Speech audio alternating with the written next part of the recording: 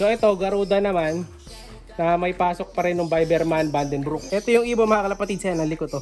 Kaya kailangan hawakan kong mabuti. Ayan, so ayan yung ibon. Nasa tingin ko, kak. Pero sa qualities, parang hen siya eh. Pero tingin ko kak to. Ano, tapang pa mga kalapatid, apakalikot. Nasa kabila. Ayan, baka dito madali siyang hawakan. Ganda rin ng bagis mga kalapatid.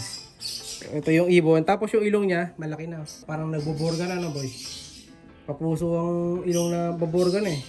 So ano rin, mukhang maglulugon din ang itsura. Siguro dahil din sa naiba yung feeds na kinakain nila, kaya maglulugon. So baling ring naman nito, naka-NHPC mga kalapatids.